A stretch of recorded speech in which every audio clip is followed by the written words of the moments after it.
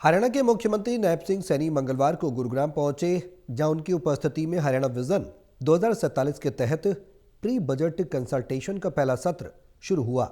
इस दौरान मुख्यमंत्री नैब सिंह सैनी ने कहा कि हरियाणा विकसित भारत 2047 के लक्ष्य को हासिल करने में देश का ग्रोथ का इंजन बनेगा।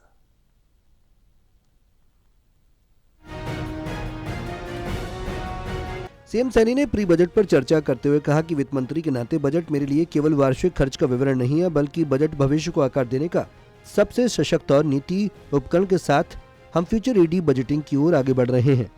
उन्होंने कहा कि हमें आज की जरूरत के साथ साथ भविष्य की चुनौती के लिए भी तैयार रहना होगा।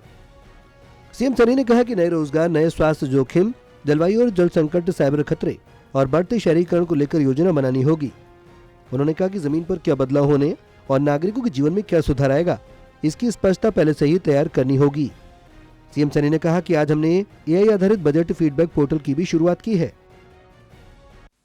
बजट केवल ये वार्षिक खर्च का विवरण नहीं होता है, बल्कि बजट भविष्य को आकार देने का सबसे सशक्त और नीति उपकरण है।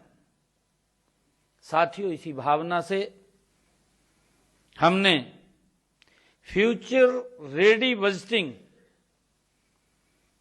की ओर आगे बढ़ रहे हैं।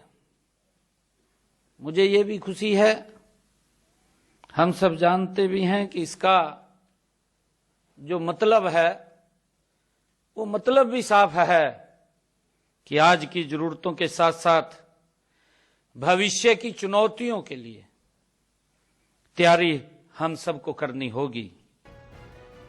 प्री बजट चर्चा के दौरान मुख्यमंत्री नैब सैनी ने कहा कि बजट विमर्श आगामी एक साल के खर्च और योजनाओं तक सीमित नहीं, बल्कि हरियाणा की नींव रखने का अवसर है। उन्होंने कहा कि साल 2047 में एक प्रदेश के समृद्ध, सशक्त, समावेशी और आत्मनिर्भर राज्य के रूप में देख रहे हैं। उनका यह भी कहना है कि हमने हरियाणा में व्यापक परामर्श, गहन अध्ययन और विशेषज्ञ की सहभागिता से हरियाणा विजन डॉक्यूमेंट 2047 बनाया है। सीएम का कहना है कि यह विजन हमारी आकांक्षाओं और हमारी जिम्मेदारियों का प्रतिबिंब है कि यह विमर्श आगामी एक वर्ष के खर्चों और योजनाओं तक ये सीमित नहीं, बल्कि यह उस हरियाणा की नींव रखने का अवसर है जिसमें हम वर्ष 2047 में एक समृद्ध, सशक्त, समावेशी और आत्मनिर्भर राज्य के रूप में जिसको हम देख रहे हैं। साथियों, हम सब जानते हैं कि आदरणीय प्रधानमंत्री जी के नेतृत्व में देश इस समय अमृत काल के पथ पर गति से आगे बढ़ रहा है।